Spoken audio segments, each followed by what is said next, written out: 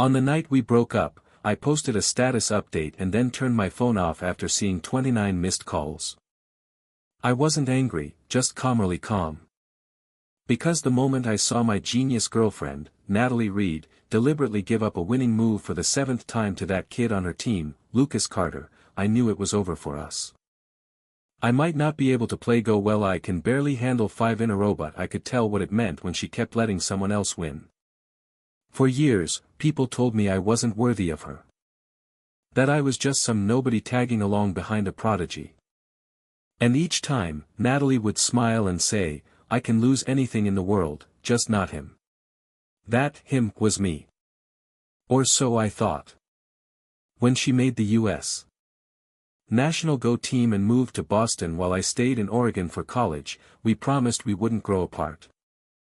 For years of long distance.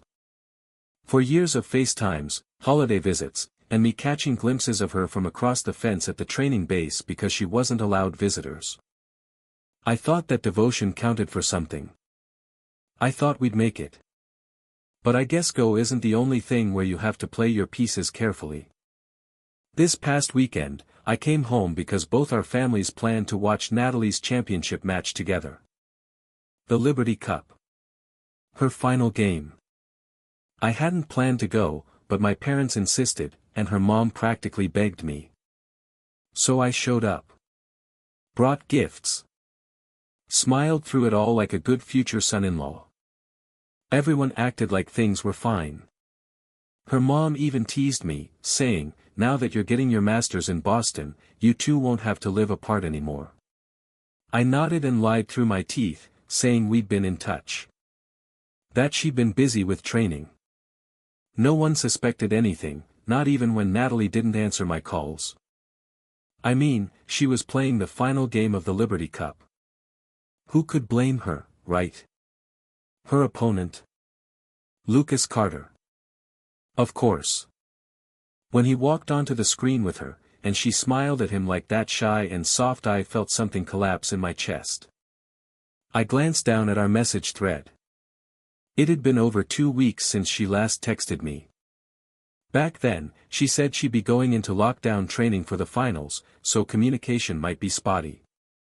But spotty didn't mean radio silence. Not for her. Not for us. That kind of ghosting only happens when you've already become a ghost in someone's world. And yeah, I noticed the shift. The way she talked about Lucas like he was the second coming of AlphaGo. Ethan, you know what he did today? He used 2 low-cost patterns on me. Can you believe that? He's insane. I tried to smile, nod, even though I had no idea what she was talking about. I didn't understand Go. I was never supposed to. I was just the boyfriend who cheered from the sidelines. But she used to love that. Now it felt like I was just filler between her brilliance and Lucas's. When I tried to talk about it, to ask why she was giving so much attention to him, she just said, Lucas is a genius, Ethan. You can't compare. No kidding. I'm not a genius. I'm not even in her league. But damn, did she have to spell it out like that? Still, I tried to be supportive. Tried to pretend that I could stomach the way she looked at him. But the day she let him win 7 moves in a row, right in front of a national audience, I knew I couldn't keep lying to myself. Even my dad, who doesn't understand Go either, said something was off.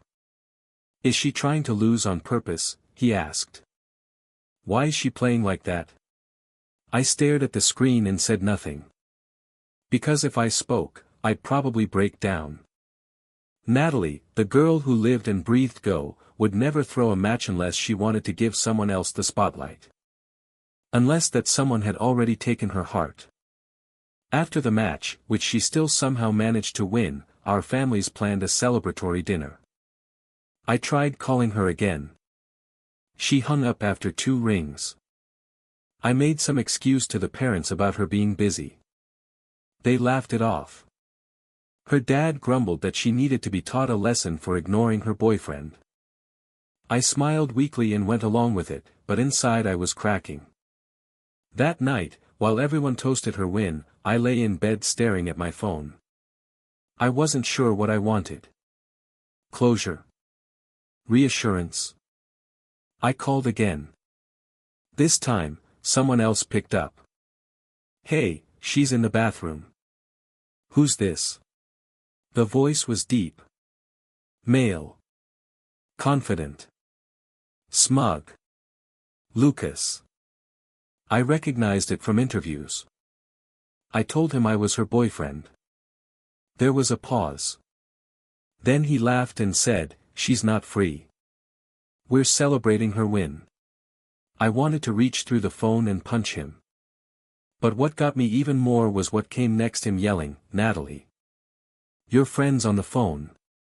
Not your boyfriend. Not even Ethan. Just friend." Natalie came on the line. "Ethan. Sorry I missed your call. Been crazy busy with the match. Did you watch it?" I told her I did.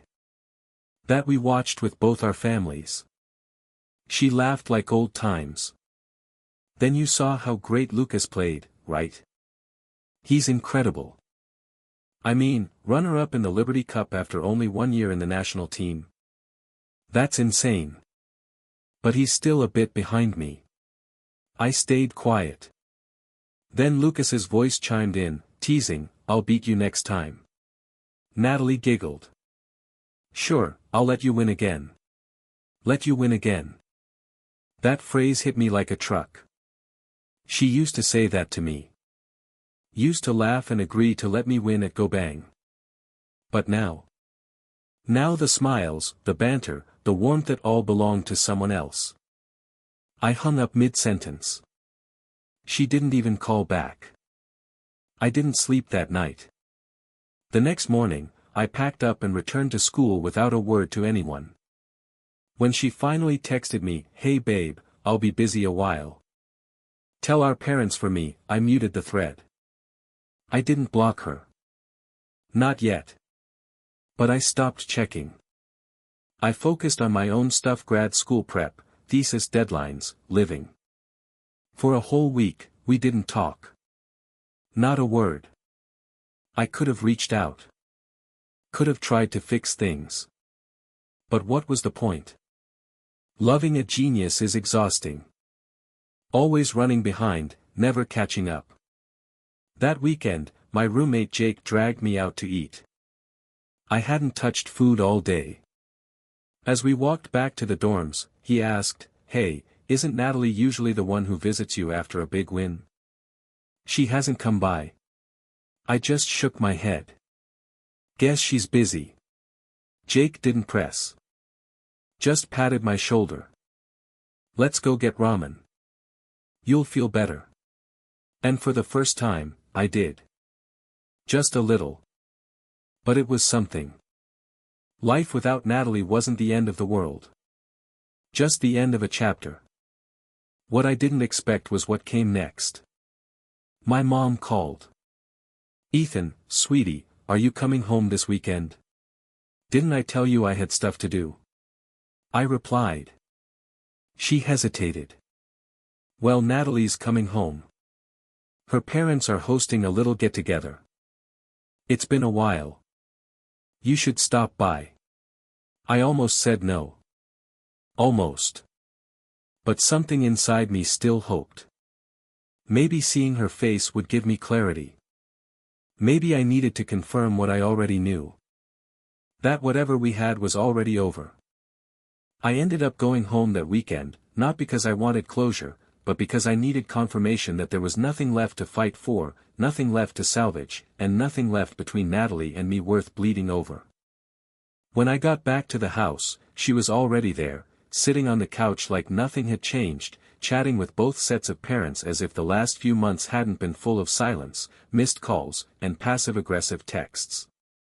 She saw me walk in and immediately stood up, smiling like she hadn't ghosted me or hung up on me or left me talking to Lucas over the phone like some side character in my own relationship.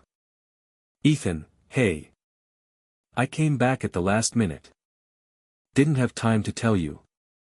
Don't be mad, okay?" Her voice was light, teasing, familiar, but it didn't land the way it used to. I walked over and hugged her stiffly, the motion automatic, rehearsed. She smelled like soap, a new scent. Clean and crisp, but it wasn't the laundry detergent I used to know.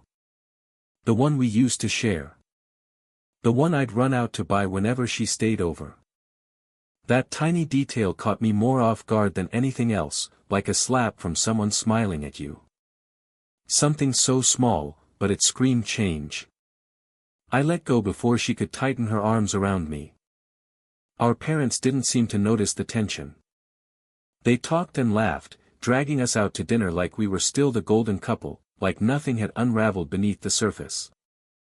Natalie and I sat side by side, just like old times, except now she was holding my hand with one and texting with the other. I tilted my head and glanced down at her phone. Her lock screen had changed. It used to be the plate number of my car, some cheesy thing we joked about because she said it made her feel close to me when I wasn't around.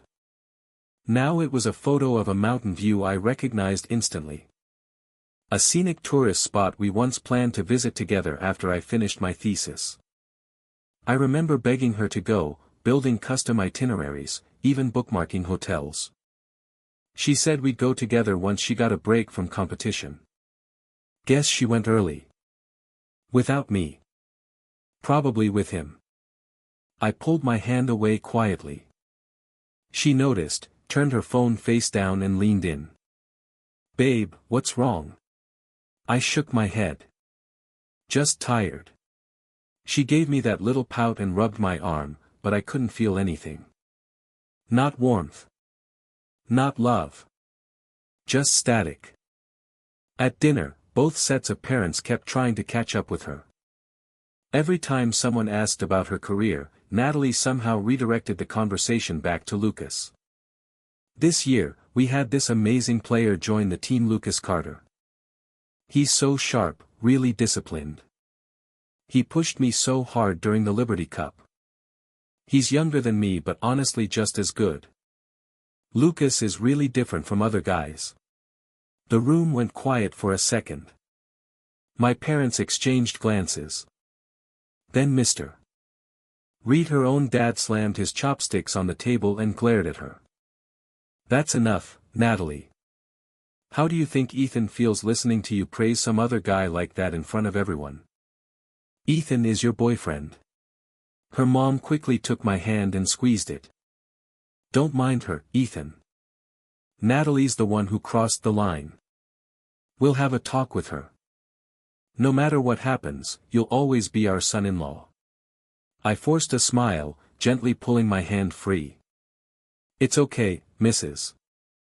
Reed. I'm used to it. I've heard all this before. Doesn't even hurt anymore." That was a lie, of course. But it landed so cleanly they couldn't argue with it. Dinner ended awkwardly. Mr. Reed and the others stayed behind to have a chat with Natalie, insisting the two of us needed to talk alone afterward. But I didn't feel like talking. I didn't see the point. I'd come back hoping to find a reason to stay, to try one last time, to believe she still saw me the way she used to. But her words at that dinner table, those endless praises for Lucas, confirmed what I already feared. Her world didn't have a space carved out for me anymore. And I wasn't interested in forcing myself into it. Still, she pulled me aside later that night, and just when I thought maybe we could at least end on a neutral note, she reached into her coat pocket and pulled out a jewelry box. "Ethan, I know I've been busy and distant. I'm sorry. I really am. I got caught up in training and media stuff, but I didn't mean to push you away. Will you forgive me?" She opened the box and inside were a pair of green 4-leaf clover earrings. I stared at them for a beat too long. Green. Natalie knew I hated green. I told her years ago. When I asked her why she chose them, she smiled. "Lucas picked them. He said you'd like them." I wasn't sure, but he insisted. "He really tried to help me fix things with you. That did it." The words caught in my throat and curdled. 9 out of 10 things you say lately have something to do with Lucas. What about me, Natalie? Do I even factor into your thoughts anymore? You're listening to him. Letting him help you pick gifts. Letting him dictate how to win me back. Do you even have your own thoughts anymore?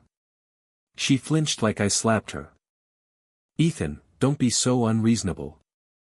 Lucas is just a friend. He was helping me because he saw how sad I was about us. I told him everything. Yeah, you did. That's the problem. My voice was flat now. Empty. You think giving me green earrings picked by the guy who replaced mice going to make things okay? Her expression hardened. Ethan, when did you become like this? So bitter. So childish. I laughed. It's not me who changed. It's you. You used to be grounded. You used to look at me like I mattered. Now you're acting like Lucas is the second son, and I'm just some shadow you forgot to erase. Right then her phone rang. Not her usual ringtone, but the one she set for Lucas specifically. She answered without hesitation. Lucas? What's wrong? She paused, nodded, then turned to me. He's sick. He drank too much and has a fever. I need to head back to the city tonight. Ethan, can you let my parents know? I just stared at her. It takes 3 hours to get back to Boston. He's not dying. He can call an Uber. Or a hospital. Or someone who's not you. She narrowed her eyes, irritated. Lucas doesn't want to show weakness.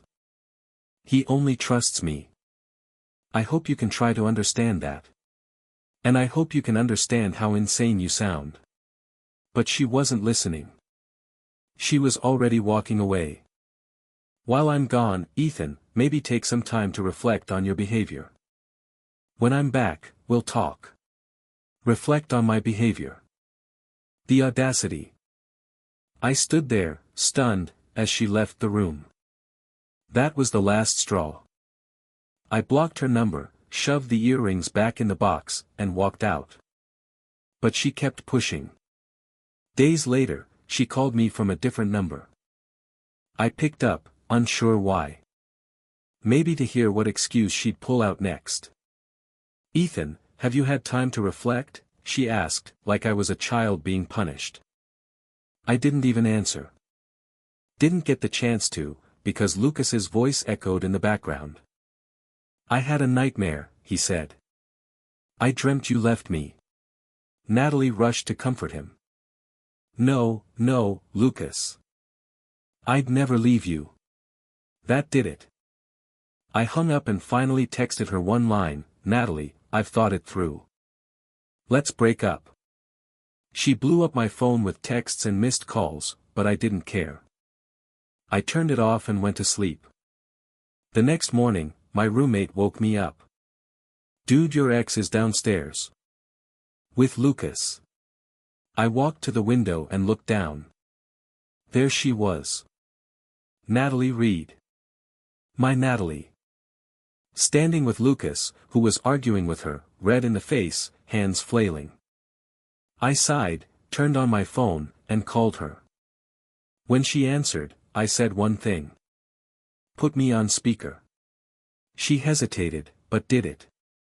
I stared straight at Lucas and said clearly, Lucas Carter, you feel so sorry for the girl who loves someone else. Then keep her. She's yours. The girls nearby started whispering, probably recording it. I didn't care. I hung up and walked away. I wasn't trying to be dramatic. I just didn't want to be dragged into their messy story anymore. I'd been a chapter in Natalie's book.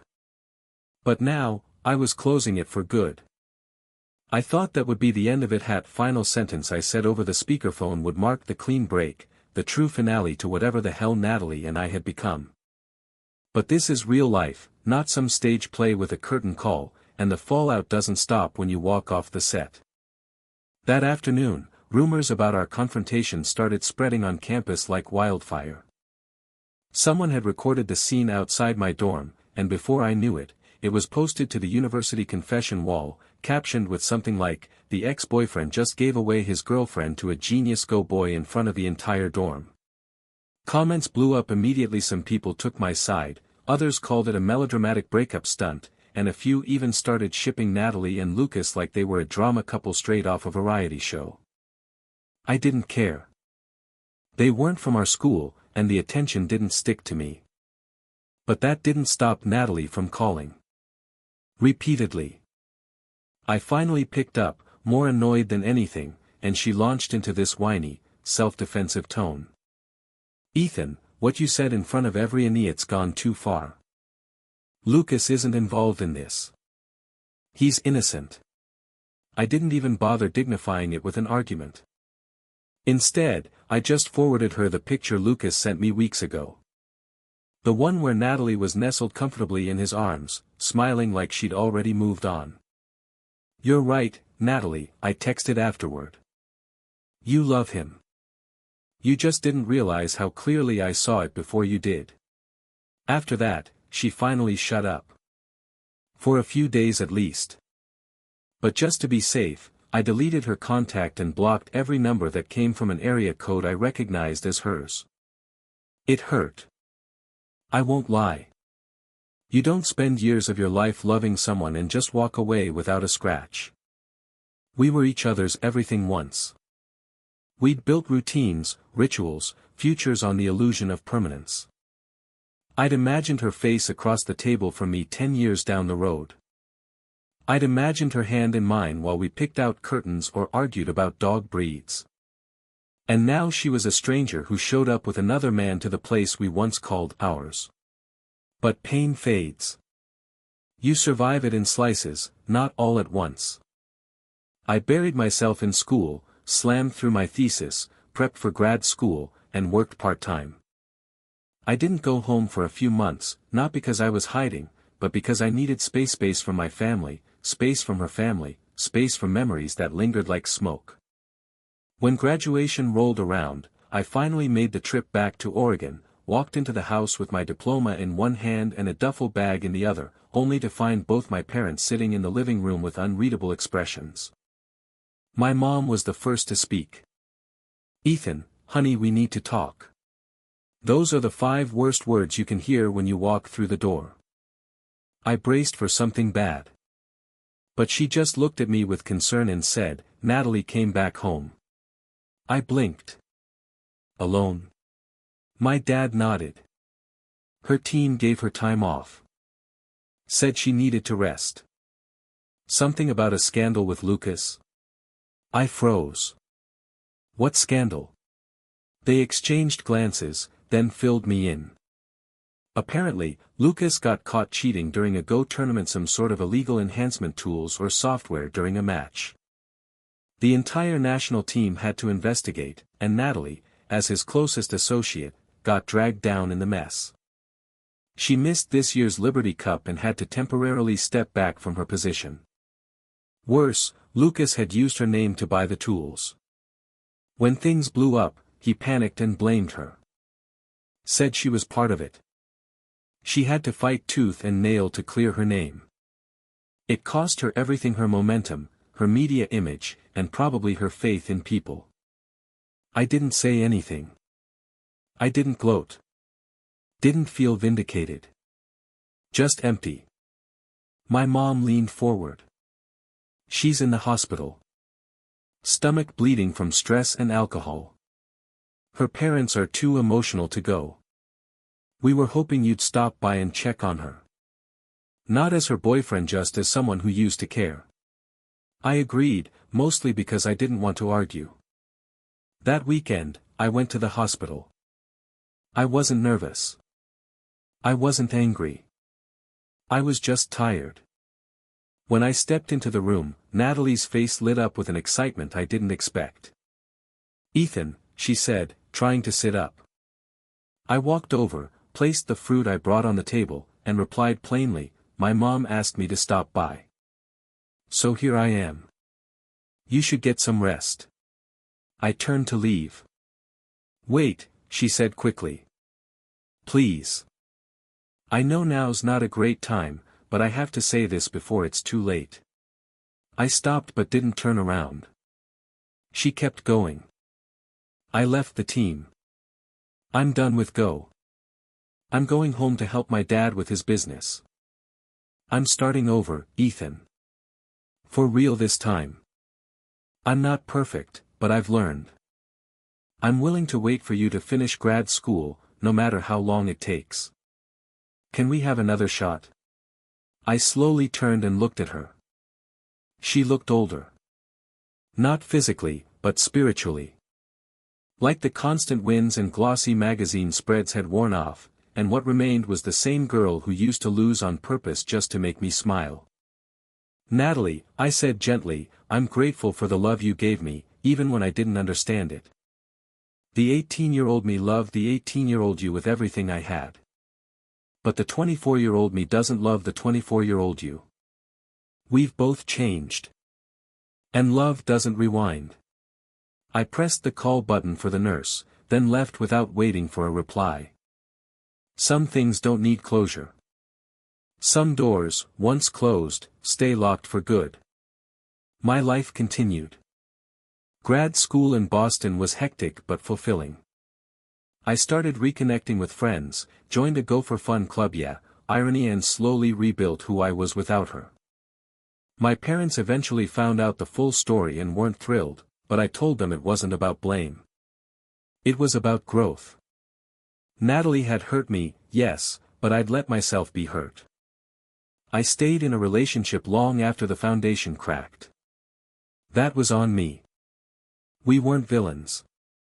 Just mismatched people who held on too long. I didn't think I'd see her again after the hospital. And I didn't plan to. But fate's annoying like that. 1 year later, I was on a trip with my parents through Europe. Italy. Switzerland. France. Just relaxing post-graduation. We checked into a fancy hotel in Paris, and as I grabbed the keys from the front desk, I heard my mom's voice drop into a whisper. Ethan. Look. I turned. And there she was. Natalie Reed, walking in with a suitcase and Lucas Carter trailing behind her. I only looked at her once, then turned back to my keys. She walked up to my parents like nothing had happened, greeted them with the usual awkwardness of someone who realizes she's burned the bridge and is now standing at the ashes. I gave her a curt nod. Lucas, of course, was still the same smug brat, but now with the shadow of scandal hanging off his shoulders like a broken medal. He wrapped his arm around her and said, "Hi, I'm Natalie's boyfriend, Lucas Carter." My parents ignored him entirely. My mom linked her arm with mine and said loudly, "Ethan, this hotel's kind of small. Maybe we should stay elsewhere." I smiled. "It's fine. We already booked. Big rooms, nice view." Lucas scowled. "Natalie, seriously? Your ex is bullying me in public and you're just gonna stand there?" She said nothing. Didn't even glance at him. He stormed out in a huff, and she chased after him. I just laughed. That's what she'd left me for. This was the genius she'd bet her entire world on. A guy who couldn't even handle a cold shoulder without throwing a tantrum in Paris. Her parents tried to play peacekeepers, inviting us to a group dinner, them, and Natalie. My parents refused. "What's the point?" her dad muttered. "Let's eat with our real family." That night, we all sat at a long table at a 5-star restaurant while Natalie and Lucas squirmed across from us. Lucas tried to impress everyone, praising the wine, the food, the view. Aunt Reed shrugged him off and said to me, "Ethan, sit next to me." Natalie flushed. The meal was awkward, quiet, then loud, then cold again. In the end, Lucas snapped and left, dragging Natalie with him. And I realized something. I didn't need revenge. I didn't need her to hurt like I did. Just seeing her now lost, cornered, surrounded by the people who once adored her and now pitted her was enough. I'd already won. Not because I was better, but because I had peace. After dinner, my parents wanted to unwind and play cards in the hotel lounge, dragging along Natalie's parents like it was any other normal family night, except we all knew it wasn't. They had packed a travel mahjong set in their luggage, like they'd secretly planned for this showdown in Europe all along. I should have stayed behind to watch them bicker over fake currency chips and joke about who was the family's true mahjong king, but I felt suffocated by the forced politeness, by the awkward smiles, by the presence of ghosts I had already buried. I told them I'd take a walk to clear my head, but honestly, I just wanted to get away from all of it. The streets in Paris were glowing under the amber lights, quiet enough to breathe but busy enough that you didn't feel alone. I had just turned the corner near the hotel courtyard when I heard arguing, sharp voices slicing through the cool air. I didn't even have to see them to know who it was. Natalie and Lucas were standing under the street lamp, the tension between them thick enough to choke on. I immediately turned around, hoping to avoid the scene, but Lucas spotted me and stormed over like a dog off-leash. "Ethan," he spat, grabbing my arm, "are you proud of yourself? You broke up with Natalie, and yet you still won't leave her alone. You're pathetic, you know that." I yanked my arm back, calm as ever. "You're the one who's losing his mind in the middle of the street, man. I'm just walking." But Lucas wasn't done. "You're a coward. You cling to her through her parents because you know you're not good enough to win her back. You're just some inferior little boy who never deserved her." I looked at him for a long second, then glanced at Natalie, who stood behind him awkwardly, watching the entire scene unfold with her lips slightly parted like she wanted to say something but couldn't. I let out a small laugh, not because I was amused, but because I was tired. "Lucas," I said slowly, "you keep calling me unworthy like it means something. Like you're some kind of prize. But tell me something besides go, what exactly do you bring to the table? What can you offer someone in real life? A medal? A press interview? A scandal?" He flinched. "You want to talk about being unworthy? Let's talk about how you're living off government funding and pity from everyone around you. Let's talk about how you only have relevance because you once dated someone people actually cared about." I didn't even blink. "And you? You think you're superior because you temporarily outshine the rest of us in one specific niche? Let me ask you something: how long can a genius last when he's isolated, arrogant, and dishonest?" Lucas looked like he wanted to lunge at me, but Natalie stepped in between us. "Stop it," she snapped. "Just stop." I stared at her. "Really? This is the guy you dropped everything for? The one who drags you into drama and yells in public?" Her jaw tightened, but she didn't respond. "Tell me something, Natalie.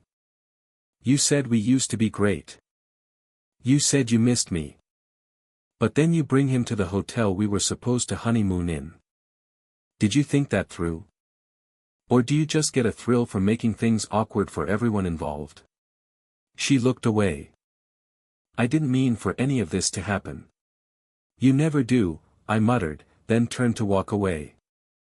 But Lucas wasn't finished. "You're just bitter because she picked me." I stopped, slowly turning back to face him.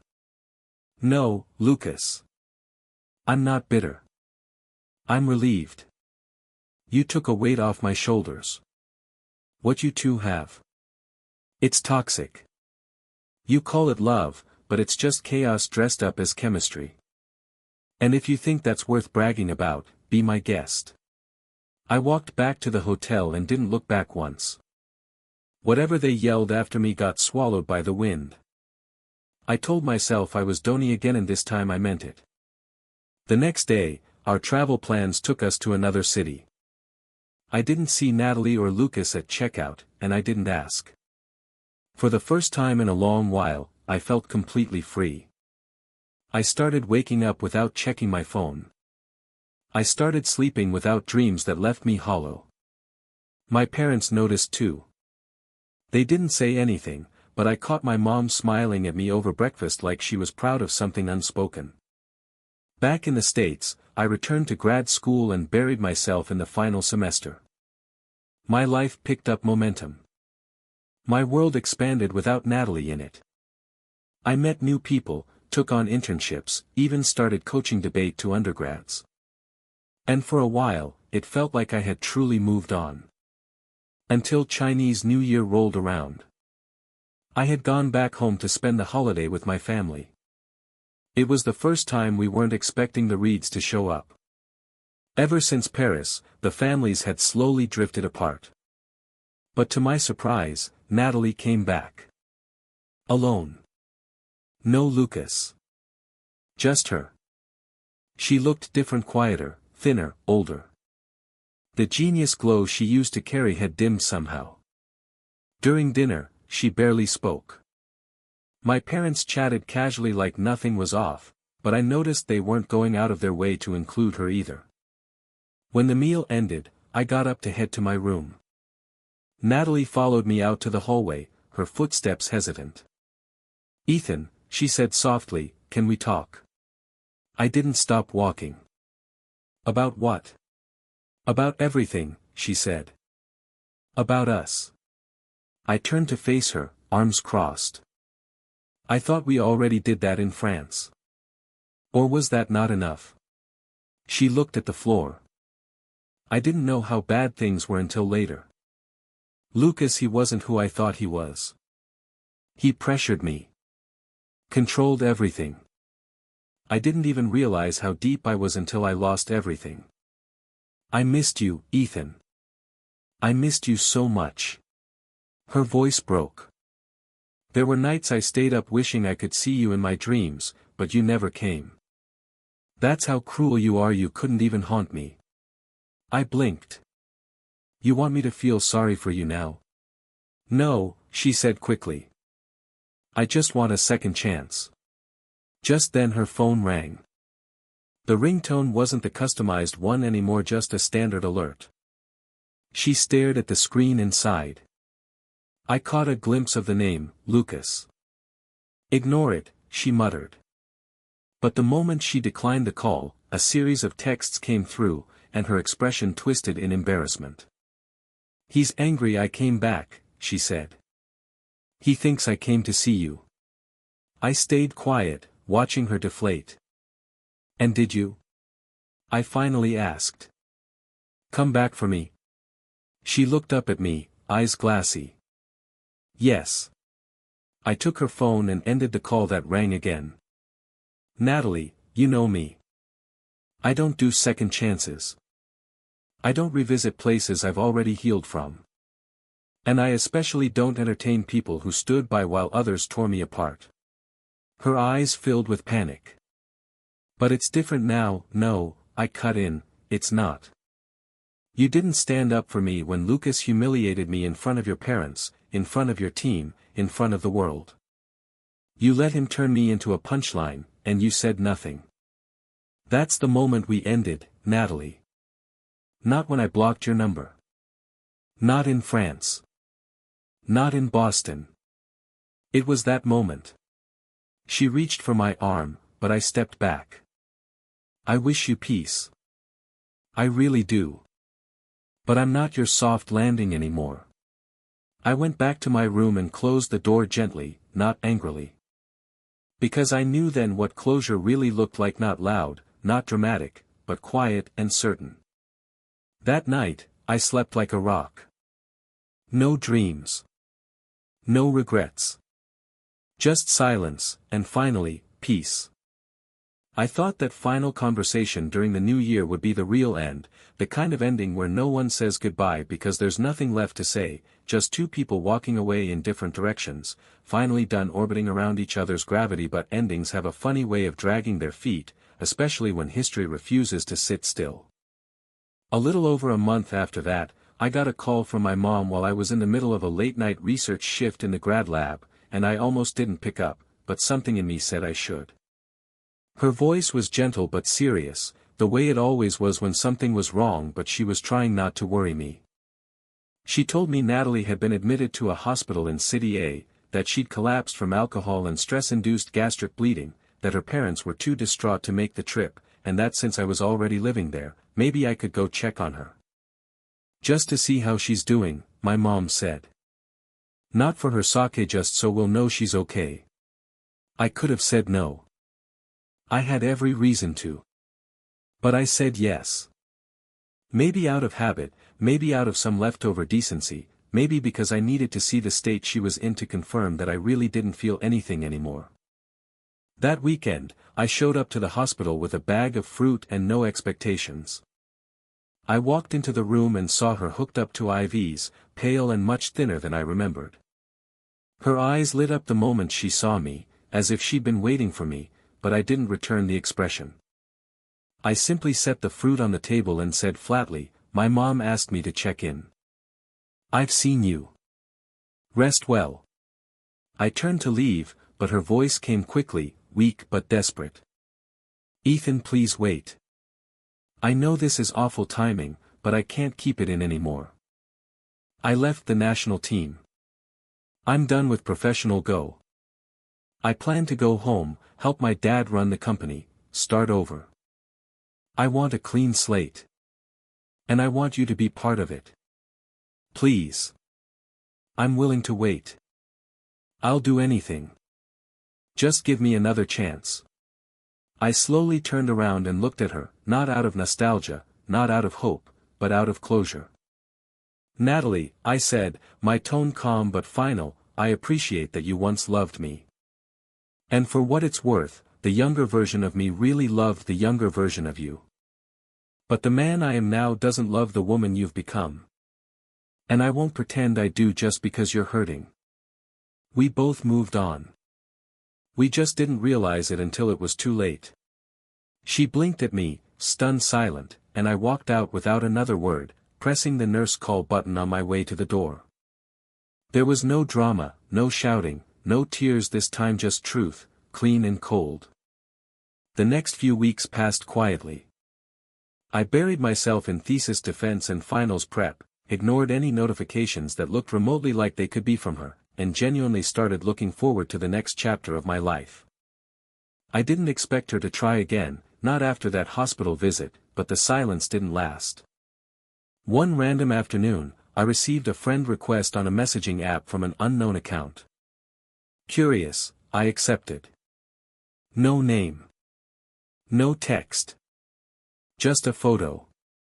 It was a picture of Natalie leaning against Lucas's chest, both of them looking at the camera like they were shooting an ad for toxic romance. She looked relaxed, almost happy, and Lucas was staring at her like she was still the prize he'd stolen. I didn't reply. I didn't react. I just blocked the account and moved on. I wasn't surprised by the photo. If anything, I was annoyed. Lucas's game was so transparent it was laughable. He wanted me to see it, wanted me to feel something, wanted to spark a reaction so he could confirm he still had some kind of power over me. But the truth is, I didn't feel a damn thing. Not anger. Not sadness. Not even resentment. Just boredom. Like someone trying to bring back a cancelled show that nobody asked for. Days later, Natalie called again from another number. Against my better judgment, I picked up, just to see what nonsense she'd bring this time. Her tone was cold, serious. "Ethan, have you reflected on everything yet?" I blinked, almost laughed. Reflected? On what? On the way you treated me. On how unfair you were to Lucas. On how you just walked away. I was speechless. After everything she did, after everything Lucas pulled, she was really sitting there asking me to reflect. I didn't even know what to say. Just as I was about to hang up, I heard Lucas's voice in the background, hoarse and dramatic. "I had a nightmare," he said, like a kid with night terrors. "I dreamt you left me." Natalie's voice softened immediately, dropping into that overly sweet tone she used when she was desperate. "No, no, Lucas. I'm still here. I'm not going anywhere. It was just a dream, okay?" And right there, something inside me clicked. It wasn't anger. It wasn't betrayal. It was clarity. They weren't my problem anymore. They were their own. A never-ending, codependent, emotionally dramatic soap opera that I had absolutely no desire to cameo in. I hung up without another word. I didn't need her explanations, and I certainly didn't need his dreams. I opened my contacts, searched her name, and deleted every trace. Then I blocked the number. This time, I meant it. And I didn't look back. But she wasn't done. Because the next morning, she showed up outside my dorm. Again. I was still asleep when my roommate shook me awake. "Ethan, your ex-girlfriend's outside. And so is that Lucas dude." I dragged myself out of bed, washed up, and went downstairs. Natalie was standing there looking at me with hopeful eyes, like she'd just time-traveled to when we were still something real. Lucas stood beside her, arms crossed, scowling like a jealous teenager. Before I could say anything, Lucas started in. "Natalie, let's go. She clearly doesn't love you anymore. Why are you humiliating yourself? Why are you making me look bad?" I stared at him, then pulled out my phone and called Natalie right there on the spot. She picked up instantly, surprised. "Ethan. I'm downstairs, put me on speaker," I said. She hesitated, confused, but did it. Then I said it loud enough for anyone nearby to hear. "Lucas Carter, you feel sorry for the girl who still loves someone else? Then take her. I don't want her anymore. She's all yours." I ended the call and walked away. No explanations. No drama. Just the truth. That afternoon, someone uploaded a post about it on the university confession board again, and people started speculating about who Natalie was, why she kept showing up, who Lucas was supposed to be. I didn't care. Neither of them were part of my life anymore. Natalie texted one last time that week, trying to defend Lucas, saying he had nothing to do with our breakup, that it wasn't fair for me to drag his name through the mud. I didn't even reply. I just forwarded the same picture Lucas had once sent me, Natalie in his arms, both of them looking at the camera like they'd won something. Then I wrote, "I know how you love me, Natalie. And I know how you love him. You don't need to explain it. I've seen it for myself." And that was the last message I ever sent her. I blocked her number again, this time permanently, and for the first time in what felt like years, I felt light. Like all the noise had finally gone silent. Of course, it still stung sometimes. You don't just erase 6 years with a tap of a button. But slowly, I stopped checking my phone. Stopped wondering if she'd show up again. I focused on my life. My future. My growth. I finished grad school, got accepted into a research fellowship, and started mapping out what my 30s would look like without the weight of my 20s dragging behind. Months passed. Then graduation came. My parents came up to Boston for the ceremony. I told them everything over dinner about Natalie, about the real reason we broke up. I didn't mention Lucas by name, but they connected the dots. My mom teared up, furious on my behalf. My dad just nodded and said, "You handled it the right way. Better than I would have at your age." They later shared the story with Natalie's parents. Aunt Reed cried. Uncle Reed got quiet and didn't say much, but when he hugged me goodbye, he said in a low voice, "If you ever need anything, Ethan, you come to us. Always." That was the weirdest part of it all, how her parents had ended up still loving me more than their daughter's current boyfriend. But I didn't dwell on it. That summer, they invited me on one last family trip abroad. A way to celebrate my graduation and thank me for everything. I said yes. Packed light. Breathed easier. But of course, life had one last twist to throw at me. In Paris, of all places. Again. It had to be Paris again, of all cities, of all places. The final loop had to close where everything unspoken lingered. We just finished checking into a boutique hotel near the Seine, one of those old-world places with carved balconies and velvet chairs that made everything feel like a movie, when my mom tugged my sleeve with an expression I hadn't seen since high school gossip hour. "Ethan," she whispered, "look behind you." I turned, already guessing who it would be. And there she was, Natalie Reed, standing by the concierge desk with her luggage, dressed in something soft and expensive-looking, her hair longer than before, a little curl at the end like she was trying to look older, gentler, different. She saw me too, froze for a second, then gave a tentative smile that died halfway. I didn't return it. Behind her stood Lucas Carter, carrying both their bags and glancing at me like I was the punchline to an old joke he'd already won. "Seriously?" I muttered, mostly to myself. My mom tensed. My dad looked unimpressed. Then Lucas, ever the showman, stepped forward and said in a voice just loud enough for everyone to hear, "Hi, Mr. and Mrs. Walker. I'm Lucas Carter. I'm Natalie's boyfriend." My parents didn't even blink. My mom hooked her arm around mine and turned her back on him. "Ethan, let's go check out our suite. This hotel's too small. We might need to upgrade to something quieter." My dad chuckled darkly. "Or cancel the whole damn reservation."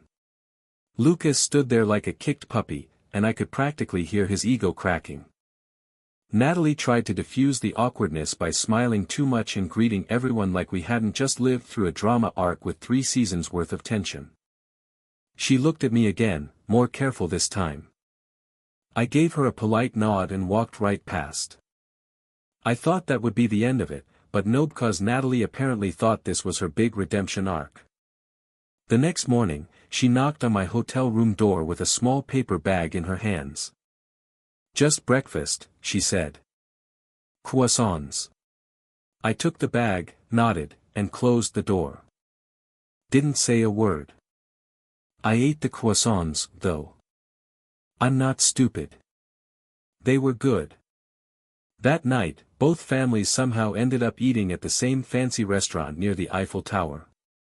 Natalie and Lucas were already there, clearly waiting. Lucas stood to greet us, pulling out chairs with too much effort. My mom rolled her eyes. "Don't touch that," she told him, and took the chair next to me. Aunt Reed took my other side. It was like they had drawn battle lines. Natalie looked like she wanted to disappear. Throughout dinner, Lucas kept trying to impress our parents, talking about wine pairings, new Go apps he was developing, interviews he was planning. No one was biting. My dad stared at him like he was allergic to whatever nonsense Lucas was spewing. At one point, Lucas reached over and poured water for my mom. She moved the glass. "Thanks," she said, tone icy. "But I have a son for that." I nearly choked on my steak. Natalie didn't even defend him. She looked tired, withdrawn, like she already knew it was over. By dessert, Lucas gave up and stormed off to the restroom. Natalie stayed behind, eyes on her plate. Then, finally, she spoke, so softly it took me a second to register. "Can we talk? Alone?" My parents didn't object. They didn't need to. We both knew this scene had to play out eventually. I followed her outside onto the balcony overlooking the river. The breeze was cold, but not unbearable. She crossed her arms and stared at the water. "I broke up with Lucas," she said without preamble. "Actually, I walked in on him cheating last week. He said it was payback for everything I put him through. He used my name to buy band equipment. He blamed me when he got caught. He told the press I manipulated him. And still, I defended him. Until I couldn't anymore." I nodded. "Took you long enough." She winced. "I know. I should have seen it sooner. But when you're in something that toxic, it feels normal. You don't realize how bad it is until it's too late." "It's not too late," I said. "It's just too late for us. She turned to me, eyes wide. Ethan, no, let me finish, I interrupted. I'm not mad anymore. I'm not holding grudges. But I'm not holding out hope either. You were my past. A beautiful, complicated, gut-wrenching chapter. But I've closed that book. She took a step closer. But I'm not asking for everything. Just a chance to try. To rebuild something, even if it's slow. I miss you. I miss who I was with you. That's the problem, I said. You don't miss me. You miss the version of yourself that existed when I was still around. But I'm not that guy anymore. I've grown up. I've moved forward. And honestly, I don't love you now. Not because you're awful, or because you broke me. But because I've healed, and healing means I don't need you to feel whole. She stared at me, eyes shimmering. So that's it? Yeah, I said. That's it. The silence between us stretched. She looked down, wiped her cheek, and whispered, I deserve this. I didn't argue. I didn't comfort her either. Sometimes the best closure is just accepting the damage, not repairing it. We stood there for a while longer. Then I walked away. Not dramatically. Not angrily. Just decisively. The next morning, my parents and I checked out early. We spent the day riding bikes along the river, drinking hot chocolate in Montmartre, taking blurry selfies near the bridge locks like we were tourists who'd never been heartbroken.